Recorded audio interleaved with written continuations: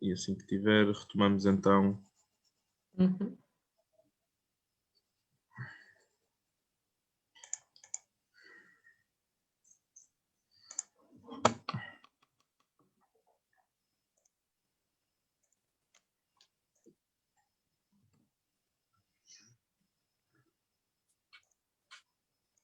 Penso que já estará.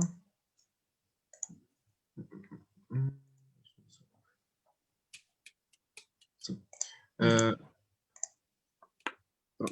Já estando novamente em direto, face a estes problemas técnicos, pedi então que os restantes participantes, agora a Paula, que falasse então, respondesse à última questão que fiz, também sobre a vivência e os problemas também que sentiram na altura, também como o Gustavo pegou nesse tema das questões das propinas, também acho que a Paula, embora tenham coincidido, acho que será sempre um contributo interessante nesse sentido.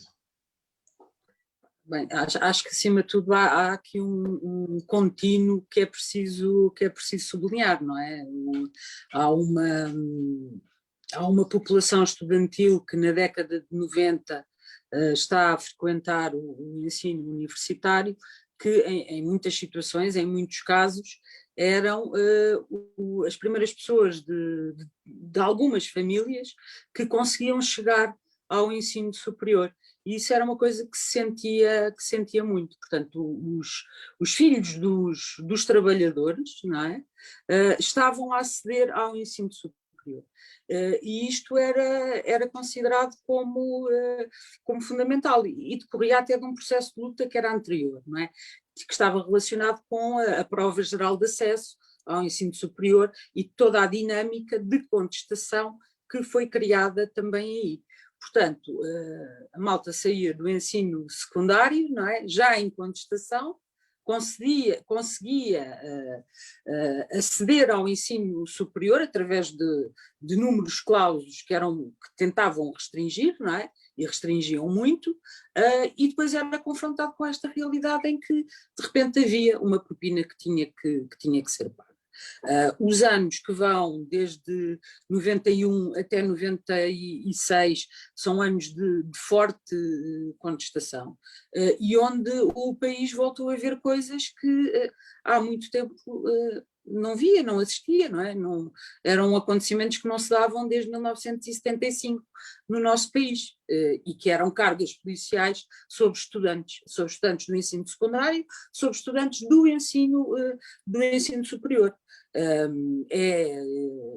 Será talvez emblemático a primeira carga policial que acontece sobre os estudantes em protesto contra a prova geral de acesso ao ensino superior, às portas do Ministério da Educação, ali na 5 de outubro, julgo que isto ocorre em 91, mais ou menos, e depois em 1993, não é, o célebre 24 de novembro, em que em frente à Assembleia da República, perante uma manifestação significativa de estudantes, mas que estava muito longe daquilo a que viríamos a assistir posteriormente, o corpo de intervenção deixa a escadaria e bate literalmente em estudantes que se estão a manifestar. Isto originou que no início do mês de dezembro desse mesmo ano tenha ocorrido a primeira grande manifestação de estudantes em frente à Assembleia da República. Pronto, na altura os jornais falavam que em cerca de 7 mil ou 10 mil estudantes, e era de facto uma multidão impressionante. Portanto, quando falamos de quem são as pessoas que estão a frequentar o ensino superior neste momento, são estas pessoas. São pessoas que vêm de meios socioeconómicos muito específicos, e de famílias que podiam pela primeira vez ver os seus filhos ou os seus netos, não é, a aceder à universidade. E isto é uma geração que vem quebrar uma tradição que havia de facto no nosso país, em que só determinados agregados familiares, não é, com maior poder de compra, podiam efetivamente ter como objetivo tirar um curso superior. E isto é uma ruptura muito grande com aquilo que acontecia habitualmente, não é? E é evidente que estas pessoas que chegam ao ensino superior vêm, também elas próprias, não é? De uma cultura em que se considerava que isto era normal e natural, nós estávamos ali, tínhamos o direito de estar ali e não aceitávamos de forma nenhuma, não é, que esse nosso direito pudesse ser constrangido. Acho que é muito significativo que passados todos estes anos, não é, eu estive a ver a página da Associação de Estudantes da FCSH no Facebook, não é? E uma publicação, não sei se é de hoje ou de ontem, onde estão as reivindicações fundamentais que os estudantes colocam neste momento na luta. E elas são iguais. Elas são iguais. É a questão do ensino público dever ser gratuito e não tendencialmente gratuito. Ele deve ser efetivamente gratuito, é a questão da ação social escolar, é a questão das residências universitárias, isto só para falar se calhar daquelas que serão as mais emblemáticas e que se mantêm efetivamente, porque é um problema que não se conseguiu resolver, mas que ao longo de todos estes anos os estudantes mantêm. Sobre esta questão de a FCSH ser, acho que a expressão que utilizaste é a vanguarda na luta. Pronto, para ser a vanguarda na luta não se pode ir de facto sozinho, não é? E acho que a Associação de Estudantes da FCSH nunca esteve sozinha neste processo. O Gustavo referiu há bocadinho a Associação de Estudantes da Faculdade de Ciências, não é? Mas em Lisboa havia outras, não é? A Associação de Estudantes da Faculdade de Belas Artes tinha um papel fundamental no desenvolvimento da luta. A Associação de Estudantes da Faculdade de Letras de Lisboa tinha um papel também fundamental. É evidente que os anos de contestação à lei de financiamento e aos governos de Cavaco Silva, pronto, e à senhora ministra Manuela Ferreira Leite e a alguns que fomos despachando ao longo do processo, não é? Torres Couto, não é? Pronto, por exemplo. Couto Santos. Aquilo eram momentos que traziam à luta alguma chama, não é? Já despachámos mais um ministro. O problema não era esse, o problema não era o ministro, o problema eram as políticas, não é? Mas isto criava ali de alguma forma algum elan e alguma motivação na luta. Mas dizia eu, durante esses anos a contestação foi muito mais alargada, não é? E não se sentia só em Lisboa, não é? E aquele acontecimento que eu referi de 24 de novembro de 1993, que depois origina no início de dezembro essa primeira grande manifestação de estudantes, trouxe gente de todo o país. De todo o país. Veio gente de Coimbra, veio gente do Porto, veio gente da Universidade da Beira Interior, veio gente do Algarve, veio gente do Alentejo, veio gente de todo lado, porque aquilo que se tinha passado era absolutamente inaceitável, não é? E caracterizava um tipo de ação política que os estudantes de facto não podiam aceitar e que a própria sociedade não estava disposta a aceitar. Isto deu, de facto, um protagonismo, não é? E uma presença muito grande da luta estudantil naquilo que era a vida diária do país, não é? E que mais tarde, o Gustavo já aqui referiu, não é? O Partido Socialista chega ao governo com António Guterres, com o desenvolvimento de toda uma campanha eleitoral em que o slogan era a educação é a nossa paixão, ou a paixão com um coração vermelho, numa t-shirt branca. Exatamente. Estava por todo lado, havia este problema efetivamente com o ensino superior e com o peso que ele iria ter no futuro do país, e o PS apropriou-se não é?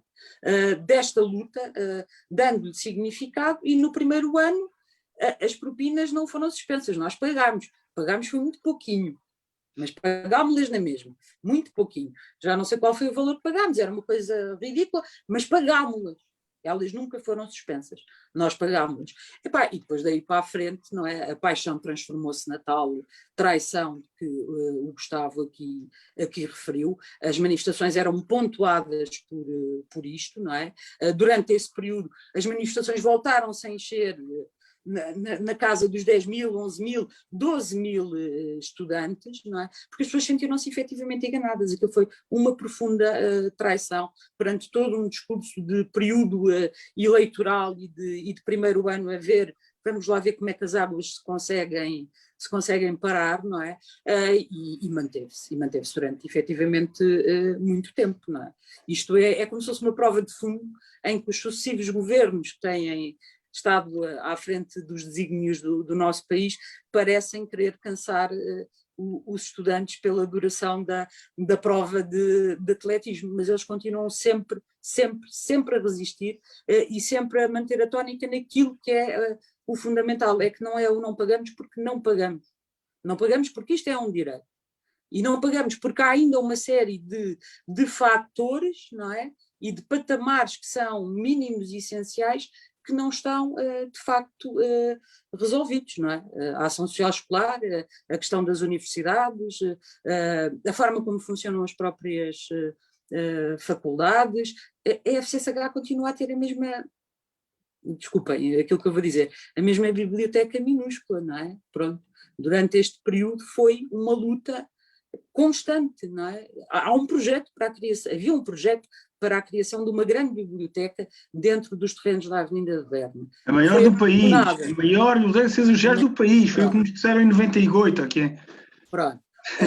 Que foi parado no dia em que alguém disse, esperem lá, mas em plena Avenida de Berna estão aqueles hectares disponíveis e funciona ali uma universidade. Não, a universidade a Faculdade de Ciências Sociais e Humanas tem que sair da Avenida de Berna, vamos pôr isto para ali para Campolide ou para outro sítio qualquer, construir um edifício de raiz, porque a rentabilidade deste espaço físico, não é? Em termos económicos, vale muito dinheiro para a Universidade Nova de Lisboa. E essa foi também uma luta que os estudantes travaram, não é? E que os estudantes venceram, porque a faculdade continua a funcionar na Avenida de Berna. Sim, mas é muito incrível e estou um bocadinho incrédulo de ouvir, lá está, quase régua e esquadra, exatamente as mesmas coisas que passado tantos anos ainda nós ouvimos, de passar para Campolide, da questão da biblioteca, são coisas que para nós ainda são uma realidade, mesmo como diziam, a questão das propinas e dos problemas dos estudantes, que lá está, os problemas continuam os mesmos porque nunca houveram as soluções a esses mesmos problemas. E posto isto, perguntava então à Bárbara, que já que tem uma história de dirigente associativa um bocadinho mais recente, se essas reivindicações e essas bandeiras que o Gustavo e a Paula disseram se mantiveram no teu tempo, também tendo em conta que desde o período em que o Gustavo e a Paula foram dirigentes associativos, depois ainda aconteceram uma série de coisas no que toca ao ensino superior, quer seja o processo de Bolonha, o regime fundacional, já viveste na FCSH a fundação, ainda já apanhaste essas condicionantes. Então, se essas bandeiras de luta se mantiveram, que acredito que sim, porque ainda as temos, e como é que estas novas condicionantes e estes novos problemas no ensino superior e concretamente aqui na FCSH, como é que afetaram também os estudantes e a própria AE? Sim, eu diria antes de mais que, ou seja, primeiro aconteceram todos esses processos que tu referiste, não é? Desde logo o processo de Bolonha, o RGES, que tirou espaço e voz dos estudantes nos órgãos de gestão, não é? E retirou os estudantes dos processos de decisão, sobretudo. Houve o processo da passagem em fundação, que foi um processo que eu acompanhei no início, quando entrei na faculdade, estava a dar-se a luta anti-fundação, que também foi assim, uma luta bastante intensa na Universidade Nova, mas também houve, ou seja, todos os anos, entre a luta das propinas e 2013, 14, quando entrei na faculdade, houve um processo de normalização da propina, não é?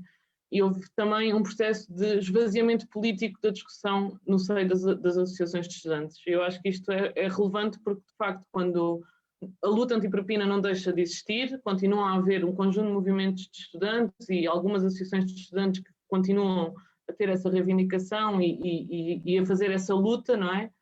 Mas portanto, quando eu entrei, quando a direção a que eu pertencia entrou para a AE, herdámos precisamente muitos mandatos de uma AE altamente despolitizada, não é? E com aquilo com o qual nos deparámos foi depois, portanto, foi primeiro trazer toda a discussão coletiva que havia já cá fora, não é? Porque os processos de lista são processos que partem de movimentos anteriores, de associações anteriores, de organização de estudantes que estão diariamente sempre em luta e, portanto, a Associação de Estudantes é uma plataforma que dá uma maior expressão a todas essas lutas que são travadas. E que nesses anos coincidiu com, de facto, um grande esvaziamento da discussão política dentro das associações de estudantes e do movimento associativo estudantil no que diz respeito às associações de estudantes. E, por exemplo, eu lembro-me, o primeiro encontro nacional de direções associativas a que fomos foi, pronto, assim... Uenda, ui. Foram muitos, ainda estive em muitos, e o primeiro, por exemplo, em que fomos, foi assim um bocado um choque, porque estávamos praticamente sozinhos, não é? A levar moções antipropinas e a levar moções pela democratização, pela revisão do RGES, pela democratização dos órgãos de gestão, pelo fim do regime fundacional, pela revogação do Estatuto do Bolseiro de Investigação, um conjunto de reivindicações que chegámos lá e percebemos que a discussão política não era uma coisa que interessasse ter ali, desde logo por uma agenda ideológica, não é? Ou seja, não é que este esvaziamento seja desprovido de um projeto político, não é? E aquilo que se via era, de facto, assim, uma correlação de forças entre a Federação Académica do Porto, Minho, Lisboa, Coimbra, portanto, as grandes federações, não é? Que não deixam haver que haja expressão das associações de estudantes em espaços de discussão como são os ENDAs, e acho que isso não deve ter mudado, não deve ter sido assim uma grande alteração, mas acho que cada vez mais houve um afunilamento da discussão só ao nível das grandes federações, que são depois quem elege, por exemplo, os estudantes no Conselho Nacional de Educação e nesses órgãos consultivos e deliberativos todos que o governo tem e que usa os estudantes para dizer temos aqui representação estudantil, vejam lá, mas são estudantes eleitos nesses espaços que são muito pouco transparentes, que são muito pouco democráticos e que não pretendem que não o sejam, não é? E eu lembro-me nesse ano, por exemplo, que nós quisemos celebrar o Dia Nacional do Estudante em luta, com toda a gente na rua, e para já vínhamos de um ano em que o ENDA decidiu passar o Dia do Estudante a almoçar com o Passos Coelho. E isto foi assim, um marco. E depois nesse ano, claro que, ou seja, tentámos então, na altura era a FCSH e havia também assim algumas reivindicações de letras do Porto, da Faculdade de Arquitetura do Porto também, portanto, mas eram assim algumas AEs isoladas e que, ou seja, nós acabámos por celebrar o Dia do Estudante evidentemente na rua, mas obviamente sem ser um movimento nacional e não houve um menor interesse nesse aspecto. Mas aquilo que foi possível, ou seja, aquilo que pelo menos durante esses anos se vê, foi de facto que, ou seja, uma persistência muito grande também em tentar cobrir estes espaços que, sabendo que não são espaços democráticos, estando lá sempre a fazer barulho, a levar moções, a obrigar a que estas discussões sejam tidas, não é? A falar com outras associações de estudantes, a falar com outros estudantes, e o Dia do Estudante, por exemplo, nesses anos foi possível que entre o primeiro Dia do Estudante celebrado na rua, desde há alguns anos, em Lisboa, para o terceiro ou para o quarto, contasse com muitos mais estudantes na rua. E eu acho que esses passos, né, esses pequenos passinhos que achamos que às vezes também não contam assim tanto, mas conseguíamos, indo à conversa e tendo assim presença até com colegas da FCSH, mas falando com colegas de outras faculdades, que houvesse uma expressão coletiva em torno desse dia, não é? Que não fosse celebrado como a purpurina para embelezar uma data, né? E que fosse para ir almoçar com o Passos Coelho, muito menos. E pronto, mas ao mesmo tempo aquilo que, e eu não sei se a Paula e o Gustavo também sentiram o mesmo na altura em que estavam na Associação de Estudantes, mas há uma disputa mesmo interna ao nível da FCSH, não é? Ou seja, ao nível do espaço da FCSH, uma reivindicação do espaço como espaço dos estudantes. E a luta pela biblioteca continuou e pelo não aumento do prazo social. Lembro-me que foi assim também uma das grandes lutas que travámos, a questão da fundação, tudo isso ocorre dentro da própria faculdade. E um dos casos mais paradigmáticos disso é, por exemplo, a questão das faixas, não é? Ou seja, a questão das faixas, que é pintar uma faixa, pôr uma faixa, a direção tira a faixa, nós vamos à direção buscar a faixa e voltamos a pôr a faixa. E assim sucessivamente durante muitos dias. E isto continua. E a direção da FCSH diz que a AE é co-gestora do espaço, mas a AE não consegue marcar salas ou marcar esplanada, ou seja, precisa sempre de autorização para marcar debates, para marcar assembleias de estudantes, para marcar reuniões, portanto, para promover a discussão coletiva. A direção não pede autorização à FCSH para pôr sessões de maquilhagem no átrio da faculdade, como aconteceu.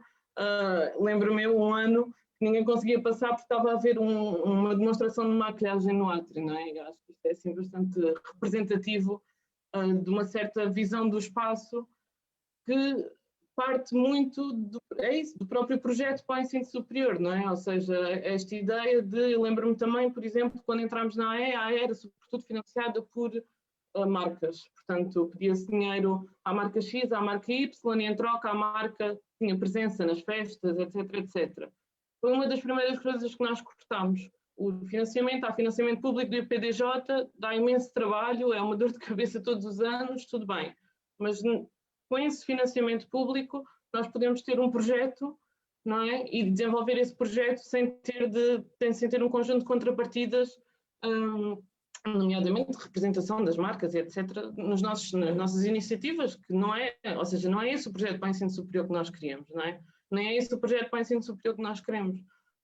E, portanto, para terminar, eu acho que, ou seja, há aqui um conjunto de coisas, de situações que são de continuidade, ou seja, que há aqui uma certa herança, uma certa herança, de certeza, desta luta antipropina dos anos 90, que, de resto, tantas vezes fomos invocando até como força para as conquistas que se tiveram nos anos 90, de resto como força também para a nossa luta mais tarde, mas há um conjunto de outros aspectos, como Bolonha, como a fundação, ou seja, como a própria democratização dos currículos, dos espaços, que é diametralmente oposta àquela que rege agora o ensino superior, não é? Esta visão de gestão do ensino superior como empresas. Eu não queria não falar, porque é um processo que estive a acompanhar bastante, este processo das instalações, por exemplo, não é? Que agora supostamente vamos passar definitivamente para Campolide, uma parte já lá está, eventualmente daqui a uns anos, ou não sabemos quanto tempo, haverá um edifício construído de raiz, etc. e tal. Mas, para além disto, e aqui vê-se também bem como é que a Fundação opera, não é? Que é transformar a universidade numa agência imobiliária, basicamente. A par disto, por exemplo, está a ser construído o Instituto das Artes e da Tecnologia na Trafaria, não é? No antigo presídio da Trafaria, que é ir ver o projeto daquilo e nós chamamos assim vulgarmente a SBEização da FCSH, não é? Que é transformar toda a nova num modelo da nova SBE, o modelo da Business School, não é? A Business School tem que estar presente em todo o lado e, portanto, o que isso pode levar facilmente é que daqui a uns anos se possam cobrar propinas de resto como se cobram na nova SBE, que com mestrado é 11 mil, ou 12 mil, ou 10 mil euros, ou o que é, não é? Como se de uma faculdade privada se tratasse. E a luta, ou seja, aquilo que se conseguiu até agora com a redução da propina, que eu acho que também só se conseguiu também porque houve de facto uma pressão grande dos estudantes, pelo menos contínua, nestes últimos anos, e que de resto, eu lembro-me que nos anos em que estive na Associação de Estudantes havia dois movimentos, portanto havia o movimento antipropina, não é? Que era no fundo a nossa bandeira, e havia um movimento paralelo da Federação Académica de Lisboa e de outras, que era o movimento propina zero. E era aquilo que nós dizíamos, mas a questão não é se a propina é 0 ou se é 1 ou se é 2, é a abolição da propina, não é? Não vale a pena dizer propina 0 se isso dá margem para que ela se estenda.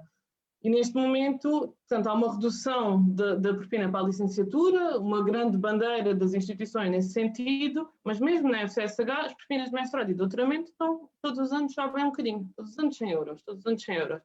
E, portanto, aquilo que era a elitização da licenciatura, né, do acesso ao ensino superior, passa tendencialmente para outros graus de ensino, à medida que há uma maior, portanto, em que a licenciatura passa a ser o grau mais recorrente, e se pode ir buscar dinheiro e há um interesse em elitizar o acesso aos mais elevados graus de ensino. E eu acho que a luta tem que continuar também por aí, claro. Sim, lá está. Faço exatamente minhas as tuas palavras nas questões do... Achei muito curioso essa questão das faixas da faculdade e dessas questões das relações com a direção nesse sentido, que permanecem exatamente idênticas, e toda essa questão da mudança para Campo Lido e das questões também da propina e do regime fundacional também continuam e hão de continuar, infelizmente, porque de facto aquilo que nós observamos todos os dias é que não existem respostas, tanto a nível local da faculdade como a nível estrutural, naquilo que são as políticas implementadas para o ensino superior. E neste quadro das questões queria só voltar atrás, antes disso, em que quando falaste nos Endas, Bárbara, a Paula fez assim uma cara estranha. E eu queria perguntar se de facto se era mais ou menos a mesma coisa nessa altura, ou como é que eram os Endas nessa altura. Pronto.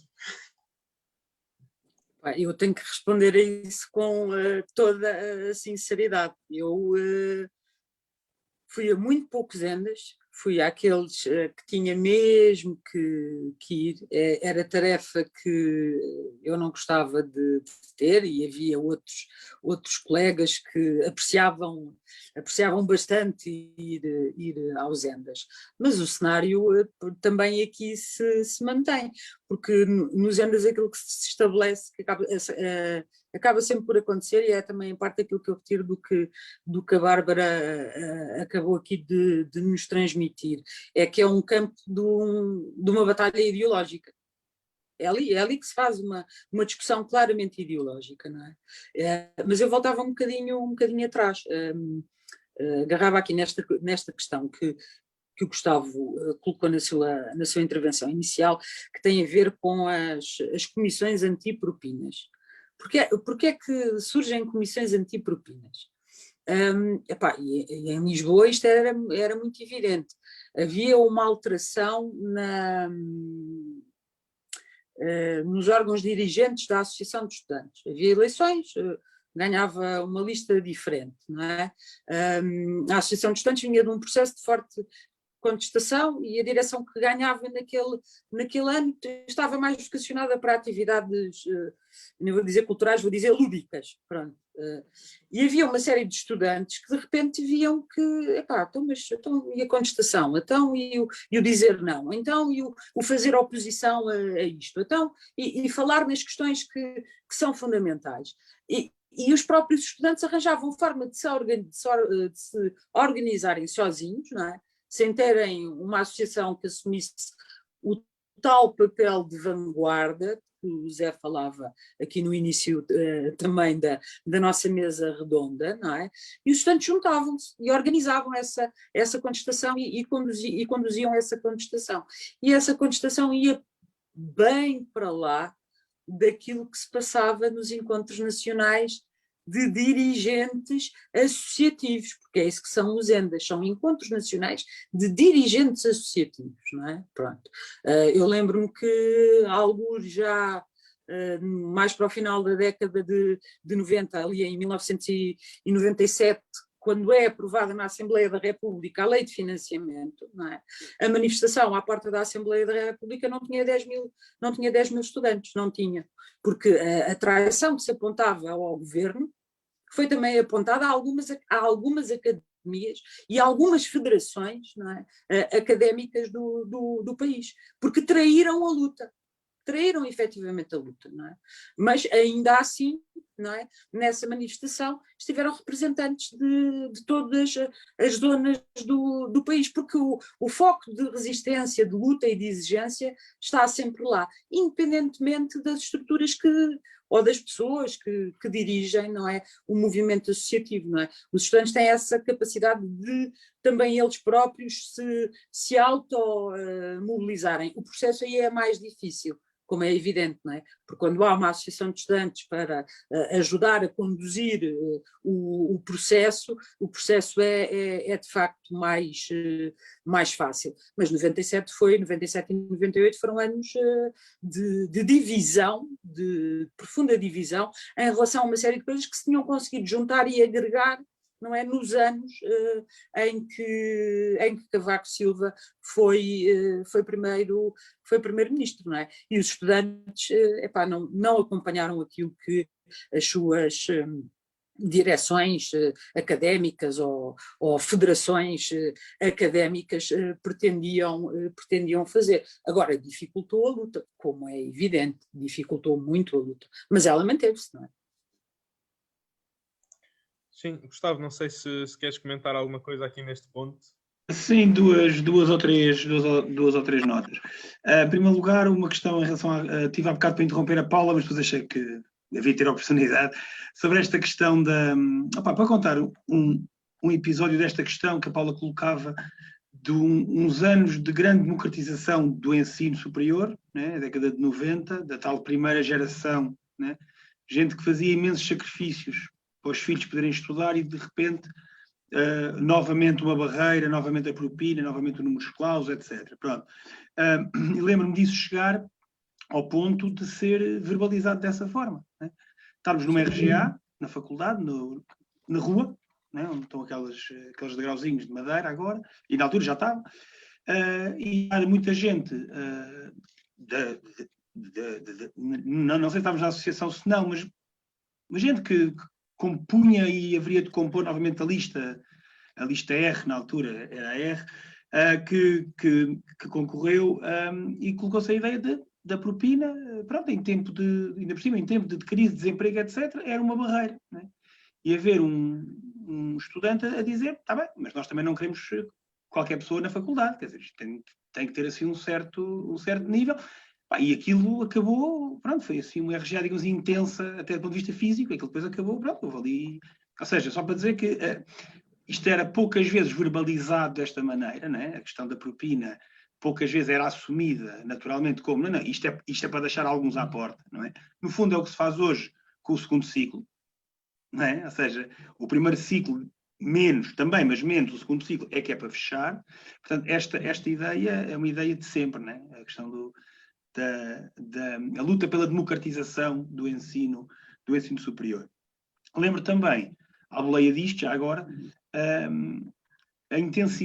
alguma intensidade da participação, não só naquilo que era a luta estudantil, mas noutro género de luta. Não é? Em primeiro lugar, aliás, ainda no campo da luta estudantil, aquilo que a Bárbara falava, da luta pelo espaço na faculdade. No meu, tenho ideia que no segundo, onde é agora aquela relva que dá para o hospital, né? Havia um edifício onde funcionava a Associação de Estudantes, o grupo de teatro, um edifício semelhante aos outros antigos, pronto. Onde funcionava a Associação de Estudantes, inclusivamente, a Associação de Estudantes era lá, o grupo de teatro era lá um conjunto de coisas.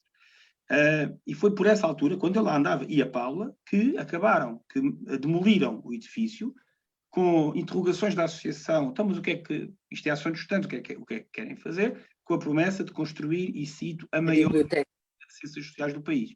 Pronto, continua lá a relva, que eu estive lá no outro dia, continua lá a relva que puseram logo, né? Portanto, esta questão continua. A nível do espaço da faculdade, a coisa seria mais fácil, porque a gente também não perguntava propriamente, quer dizer, ou seja, vocês também não perguntavam, mas a coisa estava num ponto em que as direções da faculdade ainda não se atreviam, tanto como hoje, a travar. Não se atreviam, portanto, a gente punha uma mesa no meio que fazia um debate, colávamos cartazes do que quiséssemos, quer dizer, na altura havia interrogações, mas não havia... A coisa era de tal forma... aliás, havia coordenação que vinha de trás, né? Era de tal forma assumida que ainda não havia essa facilidade em travar, né? Foi um processo, naturalmente, que se foi construído. Mas o que eu queria referir agora só era a intensidade da participação.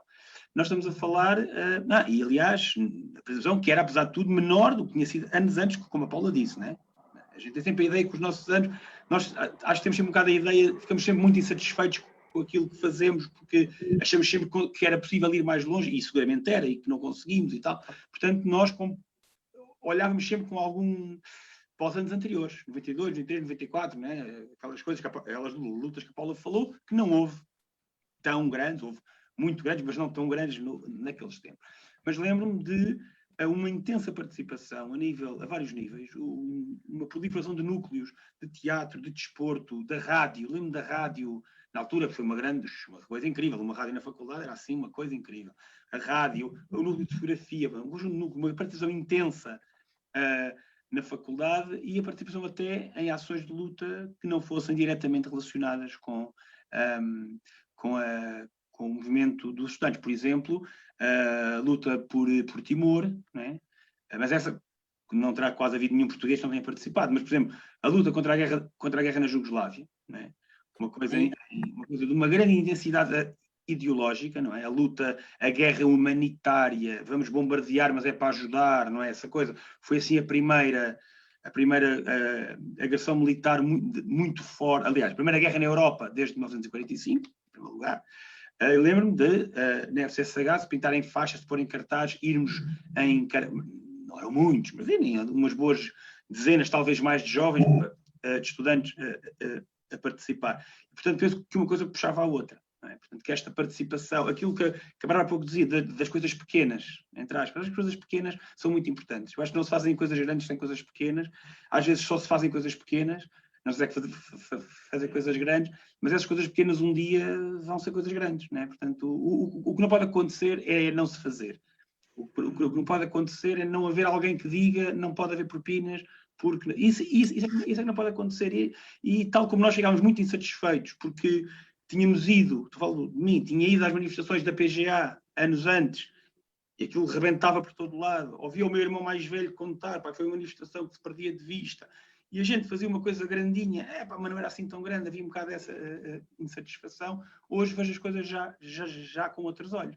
Foram tempos difíceis, a Paula caracterizou-os ideologicamente difíceis, mas o que é certo é que, como dizia o poema, houve alguém, e não foram assim tão poucos, que disse não, e que insistiu, e que uniu, e que lutou, e tenho a certeza que hoje estaríamos 1000 vezes pior se não tivesse sido a geração anterior, a minha, a da Bárbara, a do Zé. Portanto, pronto, esta ideia que acho que me parece também fundamental, com a ideia que é normal, todos ficamos insatisfeitos, todos sabemos, podíamos ter feito mais aquela coisa, podíamos ter ido mais àquela sala, podíamos dizer, pronto, a taxa sempre pode ser melhor, e que nunca fazemos o suficiente, e seguramente que não fazemos, mas acho que fazemos muito, e acho que isso é muito importante. Bárbara, querias dizer alguma coisa? Sim, pegando um bocadinho nisto que o Gustavo estava a dizer, sobre isso, esta coisa dos pequenos braços de ferro, ou das pequenas lutas que depois, na verdade, geram pelo menos, têm consequências, né? Têm consequências. E eu estava assim a lembrar-me também assim desses anos, que houve assim também várias coisas que eu acho que na verdade já eram óbvias para nós, não é? Eram óbvias para nós que não se tem que pedir autorização para pôr uma faixa, nem nunca vamos pedir autorização para pôr uma faixa. É preferível tirarem-nas e nós vamos pescá-las e pomos outra vez e tiram e etc. E o senhor Machado, coitado, manda lá tirar as faixas e a ouvir-nos chateá-lo para ele não tirar as faixas. Mas esses pequenos passos, né? A coisa do muro, de saber que o muro vai ser apagado às 8 da manhã, mas mesmo assim às 11 da noite a gente vai pintá-lo e tirar uma fotografia, registar e não sei o quê. E pintá-lo outra vez por cima. Coisas como, ou seja, a importância das palavras, não é? A importância de quando, por exemplo, nós quando tomámos posse a primeira vez, o reitor da Universidade de Nova era o António Rendas, que era professor da Faculdade de Medicina. E ele, portanto, houve um conselho de estudantes, na verdade, até nesse dia ao meio-dia, na Nova, portanto, com membros das várias associações, e nós tomávamos posse às 2. E ele ia, portanto, como todos os reitores e diretores, fazem um bocado esse papel institucional, e nós escrevemos uma faixa com que dizia não te rendas, e o S era assim o símbolo do cifrão. E o reitor ficou-se muito ofendido, aquilo foi assim uma ofensa enorme, e portanto não foi. Disse em Conselho de Estudantes... Não foi? Não foi. E disse, aliás, isso aconteceu durante o Conselho de Estudantes, portanto alguém deve ter comunicado com ele e ter dito que aquilo estava a ser posto, e ele não foi, mas disse à pessoa que estava lá pela AE, se vocês tirarem a faixa, vou. Peço imensa desculpa, nós não vamos, primeiro, não vamos pedir autorização para protestar, e dois, não vamos tirar uma faixa, ou seja, não faz sentido nenhum. Ele não foi, e o diretor da faculdade, que ainda é o atual diretor da faculdade, solidariedade institucional também não foi. E isso, ou seja, parece, claro, ou seja, é uma coisa pequena e a tomada de posse não teve a pompa e circunstância e direito à fotografia oficial da FCSH, mas teve, na verdade, um impacto muito maior naquilo que foi depois a discussão posterior sobre o espaço, não é? Lá está, sobre o espaço, sobre as faixas, lembro-me sobre a questão da biblioteca, por exemplo, que o diretor perguntava, mas onde é que nós não temos espaço na faculdade para a biblioteca? E nós sugerimos, houve uma altura que sugerimos, então, mas vocês ficam com a Associação de Estudantes, desce-se a biblioteca, faz 2 andares de biblioteca, e nós vamos para o edifício do Santander, até assim, todo em vidro, e até serve melhor aquilo que nós queremos de uma área aberta e não sei o quê. Pronto, esse tipo de pressão, não é? Em todas as coisinhas, pelo menos gera um desconforto em que a direção sabe que não pode dizer o que quiser e como acontece em tantas, não é? Que nós às vezes ouvimos que em determinadas faculdades os diretores fazem isto ou aquilo, ou as direções dizem isto ou aquilo, seria impensável acontecer neste momento, acho eu também, na FCSH, há pelo menos uma reserva, não é? Há uma reserva do núcleo de CPRI levar embaixadores, seja lá de onde for, porque quando leva o embaixador de Israel ou a embaixadora da Hungria, vai ter os estudantes à porta, não é? Lá está. E portanto, esse tipo de reservas, eu acho que, lá está, não são pequenas coisas, não são grandes manifestações estudantis com milhares de pessoas na rua, mas causa um tipo de pressão que é importante não largar. E é importante não largar, ou seja, e nós somos herdeiros disso na medida em que, para nós era óbvio, mesmo tomando posse numa associação de estudantes que tinha tido anos de esvaziamento da discussão política, não é? E era óbvio porquê? Porque o movimento, lá está, o movimento não se resume à Associação de Estudantes, o movimento é muito maior que a Associação de Estudantes, as discussões e os debates são muito maiores que a Associação de Estudantes e, portanto, a Associação de Estudantes funciona como uma plataforma para dar expressão a esses movimentos. Portanto, para nós era óbvio porque sempre era óbvio há muito tempo, não é? E não é por haver um esvaziamento de uns anos de discussão política que deixa de ser óbvio a partir daquele momento aquela lei não vai funcionar daquela maneira, ponto final. É tão simples quanto isto e não abrimos espaço com toda a condescendência, com todo o paternalismo, com tudo o que é imposto, não é, sobre o jovem, o estudante radical e inconsequente que depois eventualmente vai mudar de posição, não é verdade. Ou seja, não é verdade e é visível que não é verdade, não é? Que continuamos todos a ter as mesmas opiniões precisamente sobre aquilo que reivindicávamos na altura e que reconhecemos o agravamento de um conjunto de medidas que foram tomadas precisamente em oposição a isso, e portanto é preciso, e eu acho que é isto, ou seja, claro que olhamos para trás e pensamos sempre que podíamos ter feito mais, podíamos não ter saído dali, podíamos ter manifestado mais, etc., mas há aqui um tipo de pressão que tem consequências muito, muito fortes e que eu acho que não pode ser perdido de vista, porque tem um impacto muito importante no debate ideológico e no debate político que é preciso ter, não é? Sim, de facto, aqui nesta questão das faixas e da colocação das faixas e de pedir autorização e serem retiradas e do muro pintado ser pintado por cima e pintado outra vez, é uma coisa que se nota muito ainda hoje, porque não passou assim tanto tempo desde a altura em que a Bárbara era dirigente associativa, e relaciona-se, lá está, muitas vezes com a questão da própria mercantilização do ensino e daquela ideia de manter a imagem daquele absurdo do marketing de que as faixas que são postas têm que ser retiradas, porque senão isso prejudica a imagem da universidade e da faculdade no estrangeiro, nos alunos internacionais e tudo mais, e mesmo nos alunos portugueses, e depois prejudica a própria concepção da universidade nova e esse papel esse absurdo de prejudicar a imagem ou tentar apagar aquilo que é uma das marcas mais características desta faculdade, claramente nas últimas décadas, ou desde sempre, desse fator reivindicativo dos estudantes, essa tentativa constante de tentar esconder, de tentar apagar as reivindicações dos estudantes.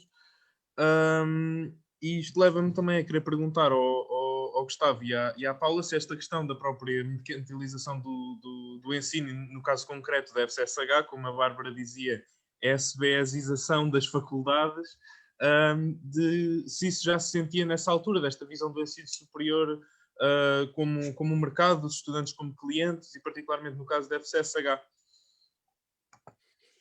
Eu lembro-me do dia em que se resolveu que o cartão de estudante dos alunos da FCSH passava a ser um cartão de estudante emitido pela banca privada. E foi um bocado o fim do mundo. Foi o fim do mundo, porque os estudantes que chegaram e disseram: eu não quero este cartão, eu quero o cartão tradicional da faculdade. E houve aí também um processo de resistência em relação a isso. Eu recordo-me da primeira placa que apareceu, o Gustavo poderá dar aqui uma ajuda, julgo que era para a sala de informática, não é? Alguém ia ia oferecer uns computadores, não é? E a sala de informática, aliás, abriu uma segunda sala de informática, que era uma sala de aula pequena, não é? E era oferecida por aquela empresa que ia dar os computadores, não é? E isto foram os primeiros passos que foram dados, não é? Mas mesmo em relação à própria Associação de Estudantes, não é? O Nova em Folha, que ainda hoje existe, não é? Que a Associação mantém, não é?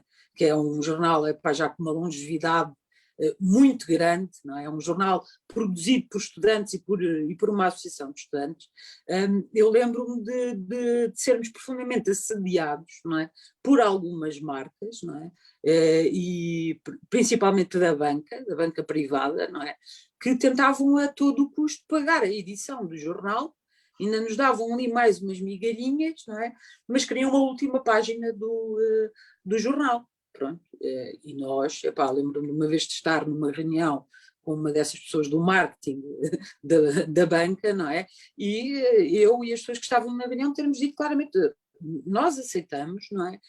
Todo o tipo de apoios à atividade da Associação de Estudantes. Não vendemos o espaço dos alunos. Pronto, e isso não fazemos. Claro que a conversa terminou ali, não é? Porque os senhores queriam era exposição, não é? E exposição que nós não estávamos de todo disponíveis para vender, não é? Nomeadamente através da promoção daquele tipo de serviços ou de outros, não é? Que visam o lucro. A Bárbara falou há bocado desta questão do financiamento e de como é que é uma associação de estudantes viver só com o subsídio que tem direito por lei, não é? Na altura era atribuído pelo Instituto Português da Juventude, e era com isto que a gente vivia, não é? Em 96, quando eu cheguei à Associação de Estudantes, a Associação de Estudantes que lá estava anteriormente tinha deixado um rolo de dívidas enorme. Não era uma associação de estudantes que estivesse vocacionada para a luta, estava mais vocacionada para as tais atividades lúdicas, não é? Que não pagou e deixou dívidas monstruosas. Portanto, nós chegamos à Associação de Estudantes e encontramos um passivo que todos os dias aumentava, porque todos os dias as contas na altura chegavam por correio, não é?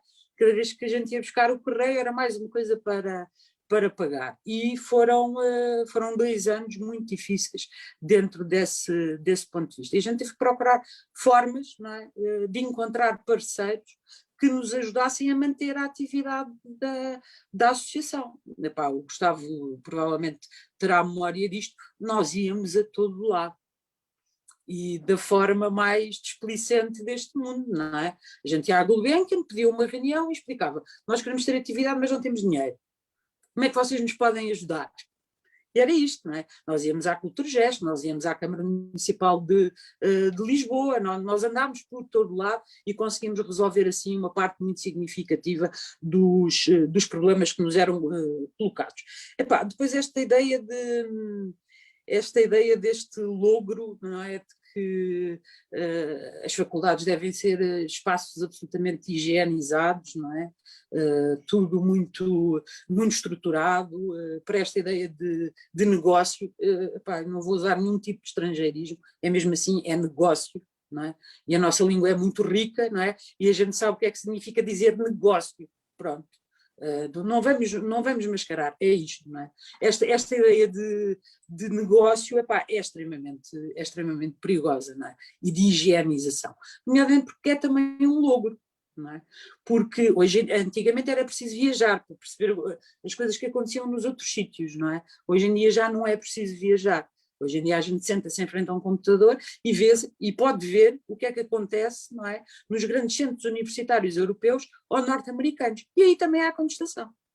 E aí também há faixas, há cartazes, há estudantes que se juntam, que se reúnem, não é? E que tentam fazer vencer aquela que é a sua ideia daquilo que deve ser o ensino superior.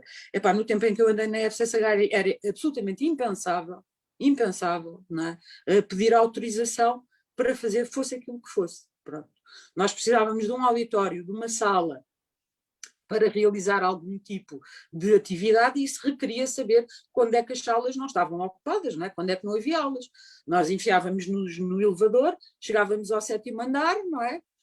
Estava lá a senhora que fazia o secretariado do diretor da faculdade, que na altura era o professor Jorge Crespo. Ela tinha lá aquilo, a gente consultava e dizia-lhe: olha, neste dia a esta hora vamos marcar aqui porque a gente vai fazer aqui uma iniciativa, vamos ter aqui uma ação, vamos fazer um debate, e ela dizia: está bem, então marquem aí no mapa. E nós marcávamos no mapa, e era isto, e era só para se saber que naquele dia, àquela hora, mais ninguém podia estar a contar com aquela sala, porque ela ia estar ocupada pelos estudantes. E as coisas de facto passavam-se como o Gustavo aqui colocou. Nós nunca avisámos ninguém que íamos fazer uma RGA, que íamos fazer um plenário, fosse aquilo que fosse. Nós nunca avisámos que íamos ocupar o pátio, a gente chamava-lhe a parada, não é? O facto da faculdade ter sido um dia um quartel, que a gente ia ocupar a parada para pintar faixas. Não, isso acontecia naturalmente, não é? E fazia parte da vivência da própria faculdade. Agora, há uma coisa que é certa, não é? Se há espaço que nós não ocupamos, enquanto estudantes, perde-se o hábito que esse espaço esteja a ser ocupado e usufruído, não é?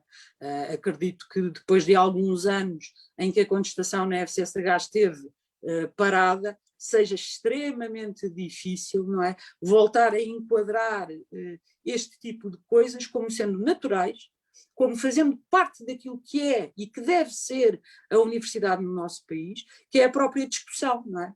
É a interação entre as pessoas, não é? É a discordância, é o procurar de soluções e é o envolvimento dos estudantes. O papel da faculdade não pode ser o de um sítio onde se chega às 9 para ter uma aula às 9h10 e depois se sai ao final do dia e não acontece mais nada, não é? Ele tem que ter outra função.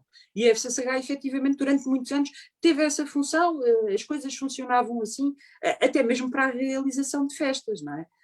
Porque nós tivemos que fazer muitas festas para resolver o problema financeiro que tínhamos, e fazíamos muitas, e fizemos festas absolutamente emblemáticas, não desfazendo. O Jorge Palma tocou à borla para nós. É verdade, o Jorge Palma tocou à borla para nós, os Belchas Hotel tocaram à borla para nós, tivemos uma festa em que tivemos um espetáculo de drag queens, acho que foi a primeira vez que isso aconteceu no meio universitário, com toda a polémica que isto colocava, com o telefone da Associação de Estudantes a tocar durante uma semana e nós a recebermos ameaças de caráter fascista e xenófobo, e nós resistimos. E fizemos aquilo na mesma. E correu tudo como tinha que correr, ponto. Mas, quer dizer, éramos confrontados permanentemente com este tipo de cenários. Se a faculdade perder esta capacidade de ser não só reativa, que é efetivamente muito reativa, mas de ser capaz de criar ela própria coisas, deixa de ser faculdade, não é? Passa a ser o tal negócio. Eu venho aqui a este sítio comprar o meu passe para poder entrar no tal negócio. E não é essa a função da faculdade. A FCSH, não desfazendo outros estabelecimentos de ensino, sempre teve um corpo docente que acompanhou em momentos-chave aquela que era a posição dos estudantes, não é? E as assembleias de representantes eram disso um claro exemplo. Eu lembro-me perfeitamente no dia em que nós chegávamos à Assembleia de Representantes e colocávamos o problema. Bom, o governo quer que a gente pague propinas. O dinheiro que a gente vai pagar com as propinas vai servir para pagar os vossos salários. Quando nós não tivermos dinheiro para pagar as propinas, os vossos salários vão deixar de ser pagos. E em 1998 isto aconteceu. Portanto, entra a nova lei de financiamento, vêm estas novas propinas, indexadas ao salário mínimo nacional, como o Gustavo referiu há bocadinho. Nós provocamos um tumulto dentro da faculdade. Eu, na altura, era a representante dos estudantes no Conselho Diretivo, e cheguei à reunião e expliquei: olha, a posição dos estudantes é esta. Nós vamos fazer tudo o que seja possível para não pagarmos. Acima de tudo, porque efetivamente não temos o dinheiro. E então não vou dizer que foram todos, mas para cima de 1000 estudantes fizeram um requerimento ao diretor da faculdade, não é? Jorge Crespo, pronto, coitado, de repente tinha uma pilha de papel que vinha dos serviços académicos, não é? Nem vinha em caixas, vinha em pilhas, não é? Que era depositado na sua secretária, que eram os requerimentos dos estudantes a dizer que não podiam pagar até ao dia tal, não é? Mas que, pronto, olha, agora veja lá, pronto. E depois, como a gente vive numa república, isto tem lei, não é? E o Código do Procedimento Administrativo diz que tem que haver resposta àqueles requerimentos, nominalmente. E se a resposta não for dada nominalmente a cada um dos requerimentos, não é? Dá-se por aceite o que consta no requerimento individual apresentado. Pronto, isto foi explicado que nós íamos fazer isto. E, portanto, a malta foi pagando à medida que pôde e os que puderam, e houve muitos que não podiam. Nós chegámos ao início do ano letivo de 98, 99, e o professor Jorge Crespo pede para ser convocado a uma Assembleia de Representantes para informar o plenário da Assembleia de Representantes que, se as coisas continuassem como estavam, ele em dezembro, no final de novembro, aliás, não iria ter dinheiro para pagar os salários de dezembro e os respectivos subsídios de férias. E o que aconteceu foi um tumulto na Assembleia de Representantes, não é? Foi muito duro, não é? Com alguns docentes que eram pouco participativos a perguntar o que é que os estudantes andavam a fazer em relação a este assunto. Aquilo correu francamente bem, mas foi muito duro e muito violento. E eu nunca me hei de esquecer da intervenção que um colega nosso fez nessa Assembleia de Representantes, dirigindo-se a um professor que teve francamente uma intervenção muito má. Ele disse-lhe: aquilo que o senhor não admite é que os filhos dos operários tenham chegado finalmente às universidades. E é isso que o senhor não perdoa. E foi uma coisa terrífica, não é? Porque isto fez com que automaticamente a Assembleia de Representantes, os que ainda estavam ali numa posição ao centro, não querendo assumir nenhuma das partes, se vissem efetivamente forçados a assumi-lo, e o que saiu dessa Assembleia de Representantes foi que a Assembleia considerava que devia ser feita uma exposição ao reitor para ele tomar medidas do ponto de vista financeiro a fim de garantir o funcionamento do ano letivo, porque claramente aquilo que os estudantes continuavam a pagar não chegava para suprir as necessidades de pagamento de salários, porque o papel higiênico, isso então a gente já tinha esquecido, não é? Pronto, já estávamos nesta fase. Foram momentos muito interessantes, muito interessantes. Gustavo, nesta questão da mercantilização, tens alguma coisa a acrescentar? Só muito pouco, a Paula já disse tudo. A gente, na altura, alertou-se na altura, né? Alertava-se para o perigo, né? Para o que podia estar a surgir de mercantilização, né? Se me perguntarem se eu esperava ver o presidente de um dos maiores grupos financeiros de Portugal a ser o presidente, não sei qual é o órgão, da FCSH, Não, nunca pensei que o Balsemão chegasse, pronto, que a coisa chegasse a este ponto. Uma pessoa não consegue imaginar o que é que vem, né? Mas claramente que havia indícios de que era isso que estava esta ligação ao mundo, ao mercado de trabalho, toda esta conversa como se o ensino superior servisse para a gente saber produzir melhor as máquinas para dar lucro aos outros, né? Se fosse isto do ensino superior. Isto falava-se na altura, né? Falava-se na altura, assim nestes termos ainda, como é que se diz? Filosóficos, vá, não é? Para que serve o ensino superior, qual é o seu... Agora, se me perguntarem, não previa que isto chegasse aqui, de chegar a ver o Francisco Balsemão a ser o chefe da... Não. Agora, falava-se disso claramente e no fundo volta ao início desta conversa, a democratização, a questão da democratização do ensino. E depois esta questão também do espaço higiênico imaculado, né? Porque os jovens não ligam à política, os jovens não participam, os jovens abstêm-se. Há toda esta conversa. Mas depois, ao concreto, nos espaços em que eles não só podem, como devem fazê-lo, tenta-se que não o façam. Né? Sobretudo, ou seja, um jovem empreendedor, sim senhor, é bom, não é? Um jovem que lute pelos seus direitos, que queira um ensino melhor, que queira um ensino que forme para o desenvolvimento integral e não para apertar o parafuso de uma forma mais sofisticada.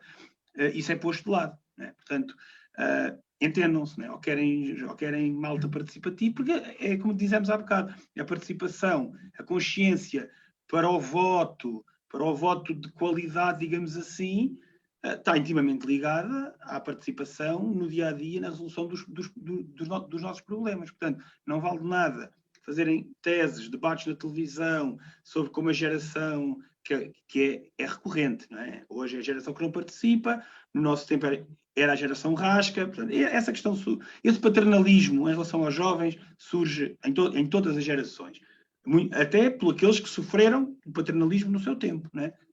Existe sempre. Agora, o que é facto é que a participação é vedada, sobretudo um certo tipo de participação, não é? Portanto, a participação para contestar, a participação para, no fundo, estragar a festa, como a Bárbara contou, da faixa, né? Que chama a atenção para aquelas coisas que toda a gente sabe, mas ninguém fala, porque pode ser que no meio da confusão e num conjunto de palavras com muito business pelo meio e muita conversa assim, com muitos termos altamente empreendedores, a coisa passa. Pronto, esta participação ao concreto a gente depois faz para não permitir, né? A gente retira a faixa, a gente refila porque o espaço não pode ser usado, a gente até vem dizer, como já se diz, né, que não escrevam assim, escrevam assado. Ou como já se diz no secundário, essa lista para a associação de estudantes não pode dizer essas coisas, mas lá se dizem outras. Né? Portanto, acho que é uma luta pela democracia, no fundo, em vários aspectos. A democracia do direito de todos a estudar em qualquer grau de ensino segundo as suas capacidades e não segundo a sua origem sociocultural e condições financeiras, e a democracia de intervir, de participar, de lutar por aquilo que se defende. Eu acho que é uma luta pela democracia nesta acessão mais ampla da palavra. Eu acho que isso está presente, sei lá, desde as lutas estudantis dos anos 30, 40, 50, está presente em estados diferentes, não é? Portanto, para mim, o topo, a cereja no topo do bolo, cereja não, é mais a coisa, a bosca, né? Se calhar, é as faculdades terem como presidentes de um órgão qualquer aqueles que mandam, no fundo, que têm partes consideráveis da fortuna do país, aqueles que promovem precariedade, os baixos salários, etc. Aqueles, portanto, e é isto, né? Portanto, parece que estão a formar ali aqueles que vão pagar pouco amanhã. Né? No fundo é isto. Né? Portanto, é um processo que vem de trás, agora atingiu um patamar que a mim pessoalmente me espanta, de certa forma. Né? E choca. Posso acrescentar uma coisinha, Zé, sobre isto? Não sei se temos tempo ainda. Sim, sobre esta questão, eu acho que assim, um dos casos mais paradigmáticos deste modelo, não é? Sobretudo o regime fundacional, porque o regime fundacional permite a tal figura do Conselho de Curadores, não é? Que são os membros externos que decidem a gestão da universidade. Eu acho que um dos casos assim, mais paradigmáticos disto é mesmo a questão, por exemplo, dos investigadores, em que as universidades, pelo seu vínculo, portanto, pelo vínculo dos investigadores, né, que é o vínculo de bolsa, e pronto, agora com, alguns com contratos, mas a Universidade de Lisboa, por exemplo, está a excluí-los porque criou, não sendo fundação, criou uma instituição privada sem fins lucrativos que contrata os investigadores e, portanto, mantém-nos fora da universidade para aquilo que dá jeito, mas dentro para contar com a sua produção científica para os rankings, né? Mas tudo o que é bolseiro de pós-doutoramento, bolseiro de gestão de ciência e tecnologia, bolseiro de projeto, são tudo pessoas que trabalham para a faculdade, para quem a produção científica conta para a faculdade, conta para os rankings, conta para isto tudo. Muitos deles são lá trabalhadores há 20, há 30, há muitos anos, com estes vínculos de bolsa ou vínculos mais precários e, portanto, não são contabilizados para o caderno eleitoral, não é? Não são contabilizados como membros da faculdade, como membros da universidade para o caderno eleitoral. E processos como foi o processo de regularização dos vínculos precários da administração pública, por exemplo, para a ciência, que teve taxas de aprovação baixíssimas, não foi, ou seja, o argumento financeiro não justifica tudo, não é? Todos sabemos e somos todos muito sensíveis à questão do subfinanciamento crónico do ensino superior. Mas há um projeto que rege o CRUP, não é? Ou seja, e o CRUP aqui não tem menos importância nas decisões que tem o governo, não é? Porque o CRUP, no fundo, delibera o que é a política para o ensino superior. E, portanto, quando o CRUP diz que não quer contabilizar aquelas pessoas como trabalhadoras da sua instituição, também tem muito a ver com considerá-las, de facto, pessoas com voz ativa na instituição e, portanto, integrar estas pessoas significa dar-lhes expressão eleitoral e dar-lhes expressão nos órgãos de gestão, que por si só já são muito reduzidos, não é? E os estatutos da FCSH, por exemplo, neste momento são os estatutos mais antidemocráticos que existem em Portugal. Ou seja, o diretor tem que ser catedrático, o conselho científico tem que ser feito por 9 catedráticos, ou já não sei qual é o número exato, à cabeça. Os estudantes, está um estudante no conselho de faculdade. No conselho?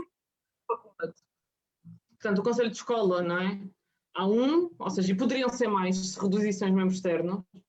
E é tão simples quanto isto, ou seja, porque na proporção que o RGES permitiria ter mais um estudante ou até mais 2, por exemplo, e o mesmo para o Conselho Geral da Universidade, e portanto, e há uma ideia de que estes órgãos são meros órgãos de gestão da faculdade, e não, estes órgãos são órgãos de decisão da faculdade, são estes órgãos que deliberam... Órgãos de definição política. Exatamente, e portanto, quando se escolhe, portanto, quando há um RGES, mas também quando há depois uma interpretação do RGES cada vez mais restrita, e quando se escolhe não contabilizar os investigadores como eleitores, ou se escolhe ter só um estudante, é uma decisão que visa, não é, esvaziar a discussão democrática. E lá está, claro, nós sabemos neste momento que não é nesses espaços que vai ser possível fazer grande coisa, precisamente porque a representação já não é a mesma que era quando existia Senado e quando havia paridade e quando era possível nestes órgãos os estudantes terem uma voz ativa. Mas também, esta também é uma das lutas que está, quando se pede a revisão do RGES, uma das principais questões da revisão do RGES é a democracia interna das instituições de ensino superior, que não existe. Ou seja, que não só não existe, como as instituições de ensino superior são uma espécie de país próprio, em que podem não cumprir a lei, que nada lhes acontece, nada, absolutamente nada. As universidades escolhem não fazer alguma coisa, não contratar, subir as propinas, não há problema, não tem qualquer tipo de oposição e de resto até são, portanto, são quem decide e quem define a política de educação do ensino superior e a política científica para o país. E portanto, ou seja, esta luta tem que ser muito feita também em direção, e acho que está a ser, obviamente, e neste momento é muito direcionada para aí, precisamente para as direções e portanto, para as políticas que são decididas ao nível das próprias instituições de ensino superior, não é?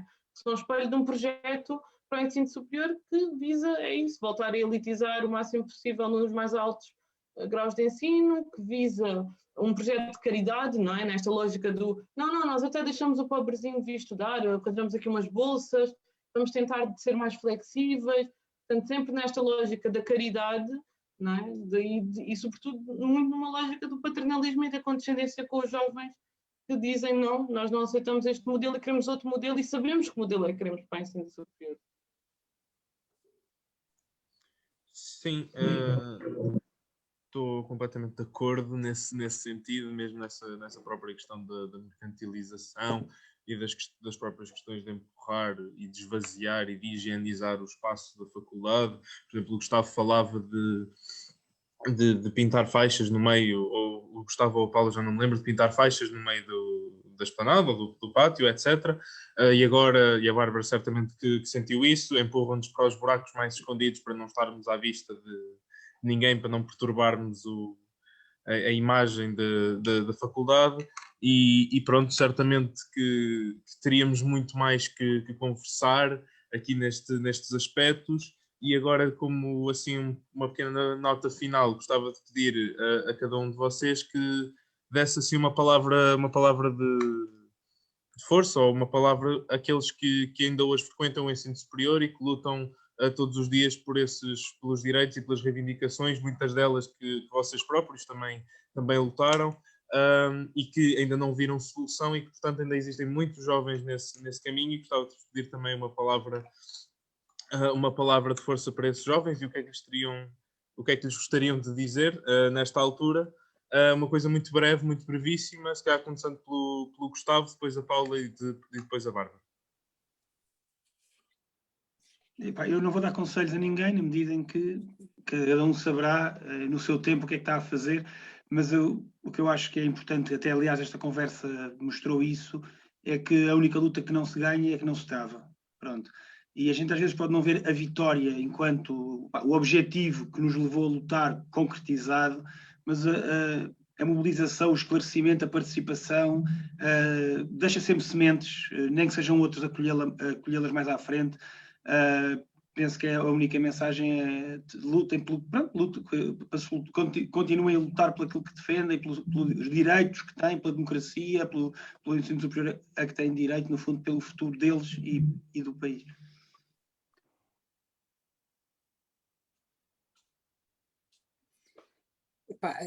Vamos lá ver. Eu também não quero assumir de forma nenhuma uma atitude paternalista, maternalista em relação a este assunto, mas acho que há uma coisa que é fundamental e que eu tive sempre para mim e no meu percurso enquanto estudante do ensino superior, lutar é já vencer. Dizer não dar tudo como adquirido e como certo, não é?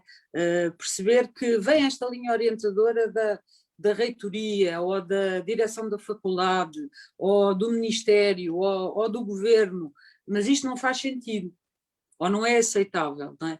E a nossa capacidade de o afirmar e de mostrar que há um outro caminho, uma outra forma de o fazer é fundamental, porque nem sempre todos estamos a ver as mesmas coisas ou da mesma perspectiva, não é? E com a discussão coletiva e com o trabalho que me parece que vocês têm vindo a desenvolver nestes últimos tempos, eu acho que esse é o caminho fundamental, é fomentar a discussão, fomentar a intervenção e dizer a cada estudante que ele tem direito à sua opinião e ele não tem que aceitar as coisas porque são assim ou porque alguém definiu que elas devem ser assim. Há outra forma das coisas se fazerem e acho que a Bárbara nesta sua última intervenção fez uma caracterização muito boa daquilo que é neste momento o ensino superior e aquilo para que, o Pedro Passos Coelho contribuiu muito para isso, o Sócrates contribuiu muitíssimo também para isso. É preciso olhar para isto e fazer uma interpretação histórica daquilo que tem vindo a acontecer no nosso país desde 1975, é só o período que eu tenho de vida, portanto é vastíssimo, não é?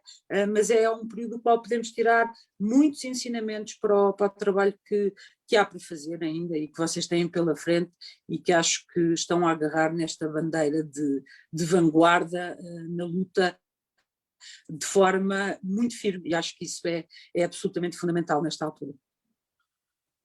Sim, bem, no fundo o Gustavo e a Paula já disseram tudo e também não me cabe a mim dar conselhos. Eu destacaria só aqui dois pontos. E lembro-me quando entrei na faculdade, houve um movimento que havia que era a Brigada Universitária em Luta, que teve um papel muito importante na minha politização ao longo da minha licenciatura. E havia uma faixa que tinham que dizia que as leis só são até deixarem de ser.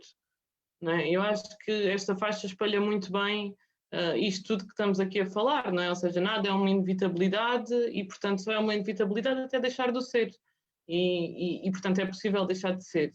E um segundo ponto, também muito rápido, tem a ver com a solidariedade e com a empatia, que eu acho que são valores que, no fundo, comovem todos estes processos coletivos e que dão uma força e que são fundamentais para uma construção e para o que levamos do ensino superior, não é? Para o que levamos e para o presente, para a nossa passagem pelo ensino superior e o resto sempre, que é por mais que digam que não, por mais que seja sempre bater com a cabeça na parede uma e outra vez, estes processos de construção coletiva da luta, não é? Das reivindicações, estes processos de construção, são momentos de solidariedade e de construção de relações são muito importantes e que, no fundo, são uma das coisas mais importantes também dos processos de luta, não é? É precisamente a questão da solidariedade como valor primordial na vida, pronto, por assim dizer. E termino. Bem, muito obrigado a todos por estas últimas intervenções e pela vossa participação nesta mesa redonda. Para mim é um peso enorme carregar toda esta herança e a restante Associação de Estudantes carregar todas estas bandeiras que, passado tanto tempo, ainda não vêm resposta, mas, como se dizem, já lutar já é como o Paulo dizia, lutar já é vencer, ou seja, esta ideia de que a luta vale a pena e que os estudantes têm que lutar pelos seus direitos e pela democracia naquilo que são os seus espaços e na vida em geral. Acho que é uma ideia muito bonita e, portanto, agradecer a todos também aqueles que estão em casa a assistir.